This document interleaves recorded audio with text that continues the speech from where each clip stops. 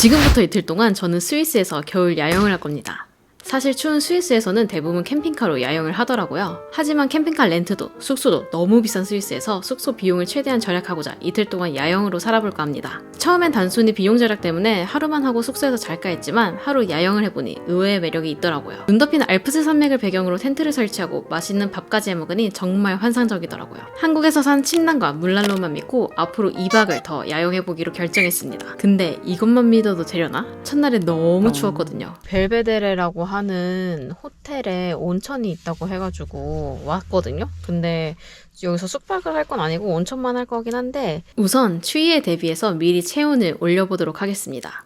그래서 5성급 호텔에 있다는 스위스 현지 온천을 찾아갔습니다. 그런데 온천만 이용할 수 있는지 잘 모르겠더라고요. 막상 가보니까 숙박객이 아니어도 사우나나 수영장을 이용할 수 있다고 합니다. 수영장은 추울 것 같아가지고 좀 몸을 지지는 게 목적이기 때문에 사우나로 하기로 했습니다. 근데 사우나는 네이키드래요.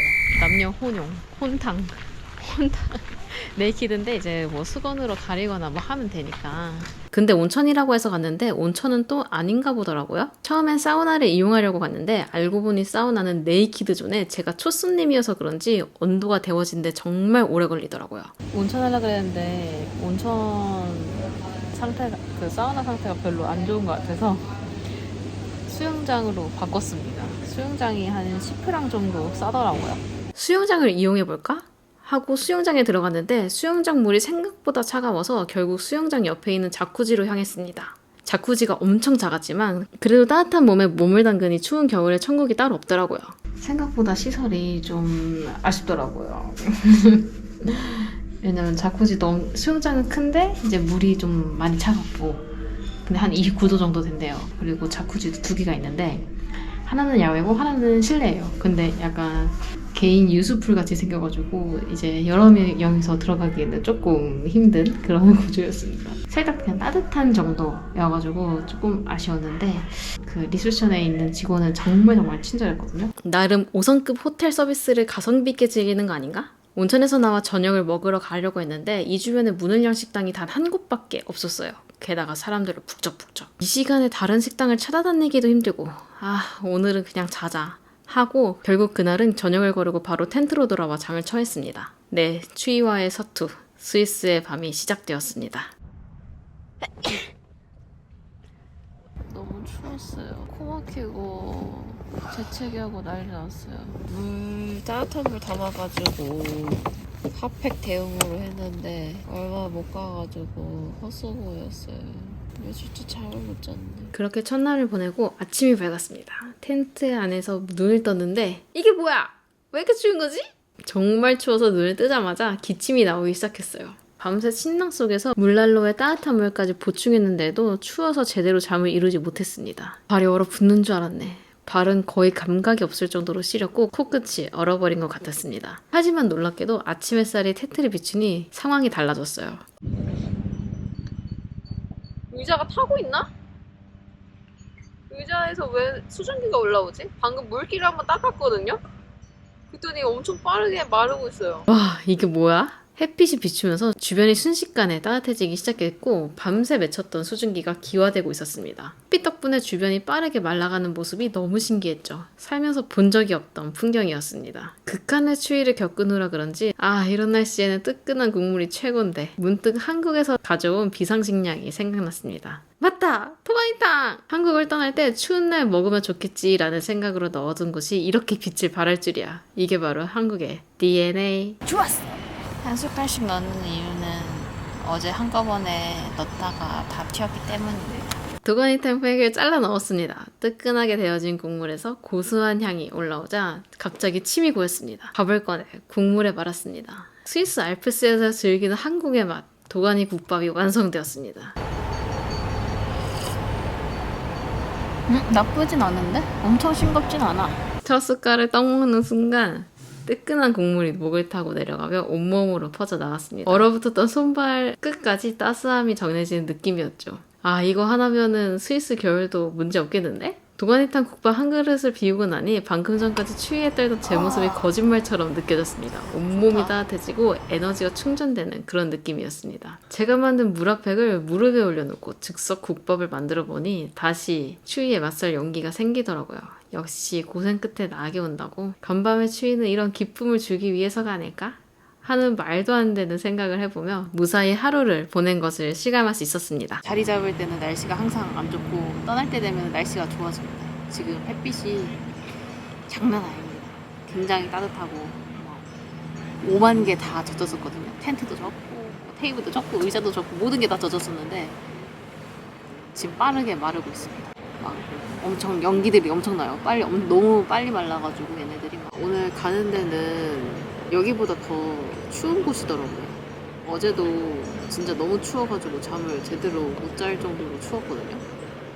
근데 더 추운 데로 갑니다. 그래서 잘 지낼 수 있을지 걱정이 좀 됩니다. 근데 뭐 괜찮겠지? 화이팅! 화이팅! 화이팅! 다시 따뜻해진 몸과 마음으로 캠핑 짐을 다시 정리하기 시작했습니다. 사실 캠핑 장비를 모두 싸서 장소를 옮기는 게 여간 번거로운 일이 아니었습니다. 하지만 오기 힘든 스위스인데 한 곳에서만 머물기에는 너무 아쉬웠죠. 이왕 고생해서 온 거 다양한 풍경도 보고 다양한 경험도 해보자. 캠핑 장비를 모두 차에 싣고 다음 목적지를 향해 출발했습니다. 아, 드라이브 할 맛 나네요. 와, 풍경 미쳤당. 스위스 시골길엔 이런 느낌이 있는가? 스위스는 보통 기차 타고 많이 여행들 하시는데 렌트해서 돌아다녀도 진짜 재밌는 것 같아요. 이게 지나다니다 보니까 사람들이 다 여유가 있고 양보도 굉장히 잘 해주고 이제 매너가 굉장히 좋아가지고 운전하기가 굉장히 편합니다. 근데 가는 길에 정말 신기한 것을 보게 되었어요. 이게 뭐지? 1차선 신호등? 도로가 좁아서 양방향 차량이 동시에 지나갈 수 없는 구간이 있었는데 그곳에 신호등이 딱 하나만 설치되어 있었죠. 쉽게 말해서 신호등으로 일방통행이 되는 구간이었습니다. 와, 이런 교통 시스템은 처음 봤네? 하지만 더 깜짝 놀란 건 그 다음이었습니다. 지금 어떤 톨게이트 같은 게 있는데 산을 이제 관통해서 가는 길이거든요. 근데 이걸 차로 지나갈 수 있는 게 아니라 열차로 지나갑니다.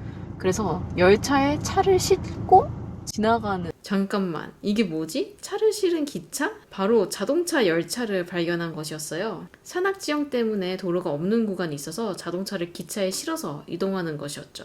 이거 진짜 신기하다. 한번 타볼까? 알아보니 가격은 28에서 31프랑 정도였습니다. 주의사항도 있었는데 기차 위에서는 차에서 절대 내려서는 안 된다는 점이었어요. 이게 맞나? 내가 지금 차를 기차에 싣고 있다고? 이런 산을 넘는 경우는 다 차를 통해서 터널을 가는데 기차로 간다. 굉장히 독특합니다. 와, 기차가 진짜 움직여요. 이 상태로 터널에 들어갈 건가 봐요. 기차가 출발하고 터널을 지나가는 동안의 느낌은 정말 특별했어요. 자동차는 움직이지 않는데 경치가 흘러가는 묘한 감각? 와, 이건 진짜 스위스에서만 경험할 수 있는 거 아닐까? 터널 안에 들어왔습니다. 속도가 엄청 빨라요. 대박.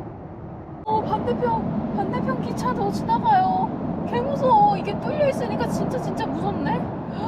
생각보다 속도가 진짜 빠르나 봐요. 와. 지나가는 터널 요금이 꽤나 비쌌거든요. 근데 그만큼 꽤나 깁니다. 이게 스위스 아니면 겪을 수 없는 그런 경험이잖아요. 차인데도 막 혼자 알아서 움직여요. 이게 알아서 조정이 됩니다. 자동차 열차에서 내리며 생각했습니다. 번거로움을 감수하고 캠핑 장소를 옮기길 정말 잘했다는 생각이 들었습니다. 역시 여행은 예상 밖의 경험이 더 기억에 남는 것 같아 라는 생각을 하며 또 새로운 캠핑 장소에 도착했습니다.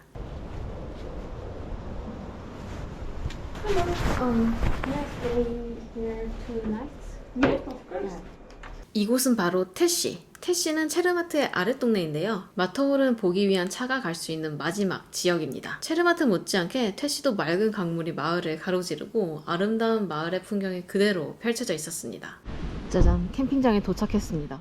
내일은 트레킹 예정이어가지고 오늘은 조금 재정비 및 준비를 너무 빡세게 돌아다니지는 않으려고요. 배가 고파 음식을 하려고 할 찰나에 문제가 생겼습니다. 독일에서 가져온 가스통이 완전히 떨어진 거예요. One had or something around here?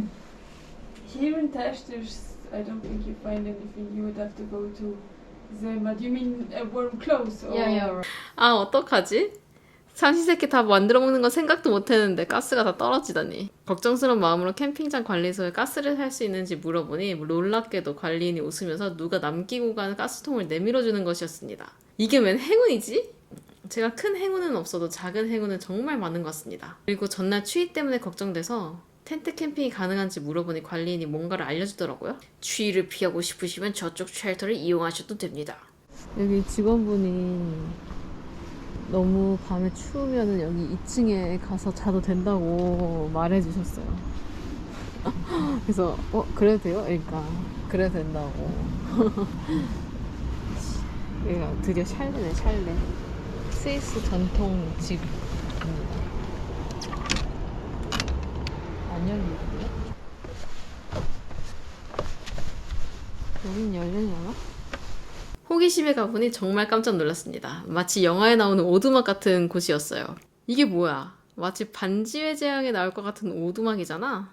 통나무로 만들어진 작은 오두막은 내부에 간단한 침대 그리고 침구 세트까지 갖추고 있었어요. 바깥에 추위를 차단해주는 아늑한 공간이었죠. 이 오두막 정말 따뜻해 보이긴 하는데 하고 잠시 고민하다가 고개를 저었습니다.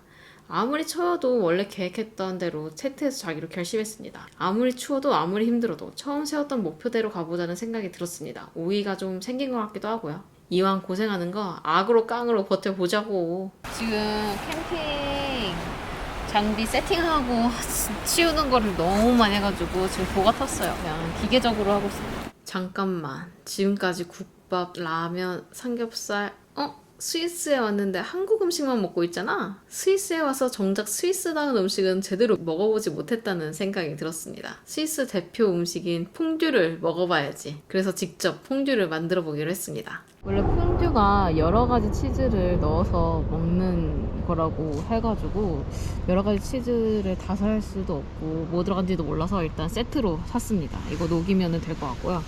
퐁듀에 찍어 먹을 것들을 좀 잘 몰라서 이것저것 한번 사봤습니다. 뭘 찍어 먹어야 제일 맛있는지는 제가 먹어보고 판단을 해볼게요. 준비해온 여러 재료들을 꺼내놓았습니다. 양송이버섯, 소세지, 바나나, 납작복숭아, 빵, 그리고 소고기까지. 양송이 뚫어지는데? 근데 냄새는 장난 아니다. 알뜰살뜰 생겨온 나무젓가락 볶아보겠습니다. 와, 대박.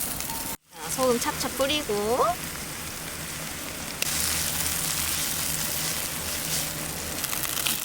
소세지는 일단 2줄만 구워가지고 먹어보겠습니다. 소고기가 안심밖에 없더라고요. 제가 잘 못 찾은 걸 수도 있는데 기름기가 적잖아요? 기름기를 좀 많이 둘렀습니다. 올립니다.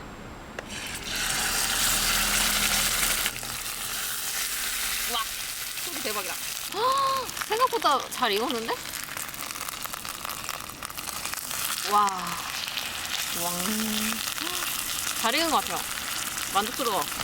이 정도만 익혀놓고 소세지와 버섯은 살짝 구워서 따로 먹어도 맛있었어요. 이제 드디어 스위스에 와서 스위스 요리 먹는다. 저도 이거를 처음 사보고 처음 해보는 거라 어떻게 하는지 잘 모르거든요. 일단은 까서 오, 치즈가 들어있네. 치즈 들어있네. 이거 나온다. 와, 이대로 넣고 와, 대박.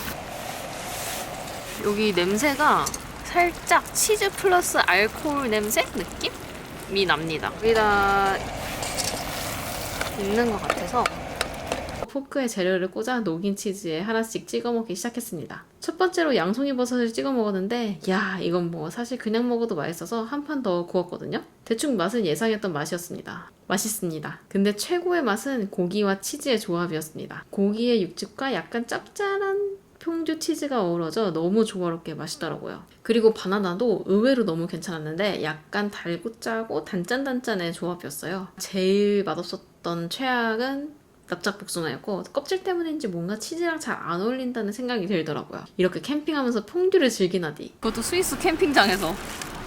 근데 진짜 제가 만약에 호텔에서 묵었다라고 하면은 이렇게 못 해먹었을 것 같아요. 이런 약간 취사 도구가 없으니까 퐁듀를 캠핑장에서 해먹을 줄은 진짜 상상도 못했어요.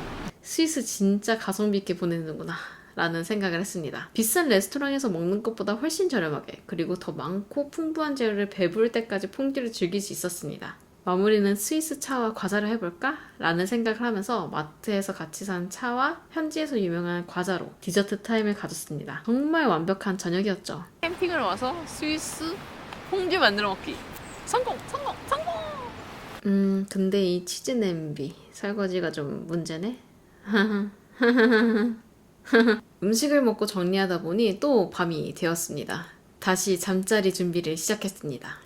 오늘은 절대 추위에 지지 말자 각오를 다졌지만 무섭습니다. 새벽 스위스의 추위가 정말 두렵네요. 지금 난로를 마트에서 안 팔아가지고 지금 페트병을 이렇게 모으고 있어요.